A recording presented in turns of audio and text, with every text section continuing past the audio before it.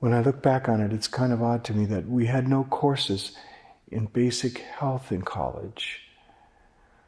No courses in basic finance even.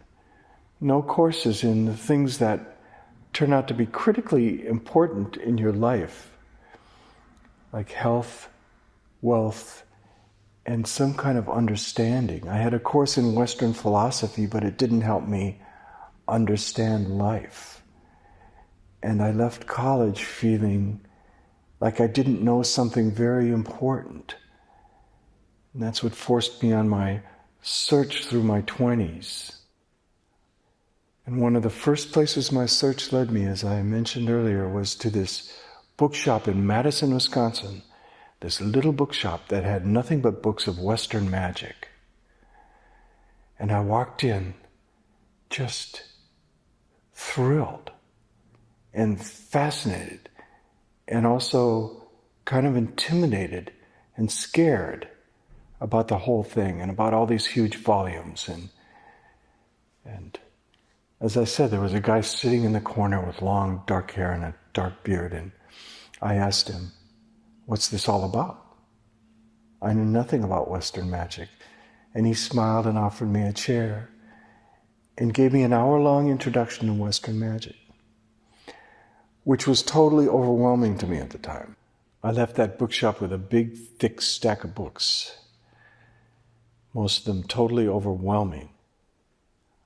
A couple of them, I remember, had all these stages of magic, these 33 levels you went through, and you had to join some kind of organization, and it was way too complex. I couldn't even begin to read those books. But the smallest little book I got on the top of my stack was called The Art of True Healing. And I read the whole thing first. Being as lazy as I am, sure, I'll take the shortest book. It turned out to be, in my opinion, by far the best book, because it avoided so much of the unnecessary complexities of what magic is about. It really helped me see that real magic exists. There is a real magic, and part of it is healing. You can heal your body. Coming out of college, I had no idea that my mind could have any effect on my body. I think a lot of people are like that, where we don't ever think about it. Our bodies are healthy until some disease happens to us. We have no power over it whatsoever. We have to go see some doctor and take some kind of pharmaceuticals in order to affect it. That's called Western medicine. After I read The Art of True Healing, I realized, wait, our minds are incredibly powerful and of course connected to every cell of our body. We are a body-mind single organism. Our thoughts completely affect every cell of our body, and we can heal our bodies through our thoughts. In fact, quite possibly, our bad thoughts have brought on our illness. Who knows? I don't know for sure. I don't understand a lot about it. But all I know is when I did this healing exercise, I felt healed. But finding this book was a life changer, a game changer. The book was so simple. It had a very sort of regular meditation that I quickly adapted to my own lazy, undisciplined style. He had you relax and meditate, and then he set up rhythmic breathing where you tied a breath to 4 or 5 heartbeats through your body and did all these rhythmic things. It's a very powerful thing to do. I tried doing it several times at first. I think it was very helpful. But I let that go. I just did what worked for me. Almost the entire book, The Art of True Healing, it's so short that it's excerpted. The whole book is in chapter 4 of The Magical Path. So you get the entire book, and you can see how excited he is about rhythmic breathing. Then he has you circulate energy That's something that I do and that I'll show you how to do. And I think that's a very important point. Whatever I say here, or whatever you find in any other book, is obviously the system of or the recommendation of a very unique individual. And you're a unique individual. So find your own way. Change any word that I say, change any exercise to fit your own particular being. I took the practices from the Art of True Healing and definitely changed quite a few of them. And I'll give you my version in a minute. For Israel Regardie's original version, go back to the book. You'll see it's very close, and it's also very powerfully written about, and he has a wonderful description of how he thinks it all works. And it's very encouraging and even inspiring. But I've taken it and adapted it in a very simple way. I do it flat on my back, in my favorite yoga posture, the corpse posture, which is just flat on your back, arms at your sides, out at a little comfortable distance, 6 inches, maybe 12 inches, palms up, totally relaxed. That's how I do this exercise. And it's one of the few I've done with consistency over the years. Being as lazy as I am, I find an exercise flat on my back to be something I look forward to and do quite often. I do a wonderful guided meditation that I'll take you on. You first relax your body, and then you run energy, Israel Regardie calls it.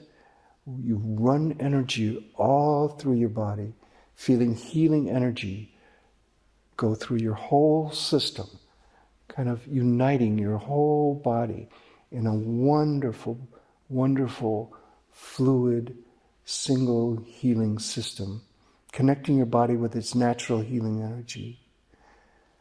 Then you can direct that healing energy to any specific place that needs it. You can send healing energy to any place that needs it. You breathe deeply in, and bringing in that breath, you visualize you're bringing in healing energy, which you really are. You're bringing in oxygen. Wonderful, rich oxygen. As you exhale, you visualize you're letting go of all toxins. You're letting go of all disease. You visualize yourself as radiantly healthy. You can send it to any parts of your body and heal your whole system. Then you can do all kinds of things with that energy in this inner plane of imagination, the magical plane. This is all part of the art of true healing. It starts with the art of true healing, but then really gets into the art of true magic. Because once you're in this inner plane, once you're fully relaxed, then you can do all kinds of things. You can heal other people. You can heal them at a distance. You can imagine them where they are. You can imagine what direction they're in. You can send them healing energy. You can bathe their bodies in healing energy. Who's to say whether this works or not? But I have tried it, and I think there's something way beyond our understanding going on. You can do another thing that I absolutely know works, and that is you can sit next to someone who is ill, who's laying down, and then do your healing meditation, which will do run energy, and then you embrace them in your healing meditation. First you run energy through your body, the healing energy, and then you run energy through theirs. And you even imagine the two of you united in one wonderful circle of healing energy. You can then hold out your hands above them or even touch them. You can place your hands in any place that needs healing. and you will feel a wonderful warmth in your body, a wonderful warmth in your hands. I feel it now just talking about it. You can feel an energy in your hands. In fact, if you even just put your hands up and together like this,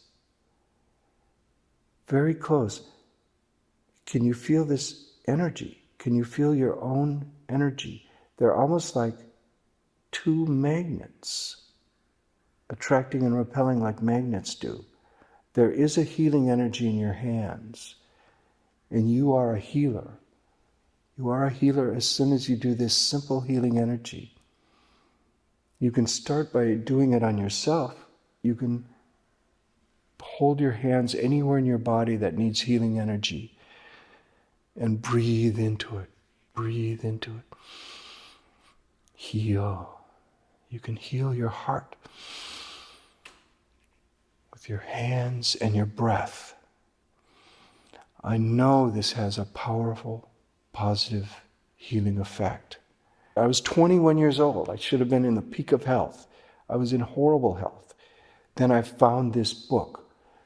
The first time I did this exercise, I got up afterwards, I felt lighter. I felt healed. I could easily go up a flight of stairs. I said, this is a great exercise. And I continued to do it. I now, knock on wood, have been totally free of any disease. I'm in perfect health and have been all my life. And I think that this meditation is the reason why.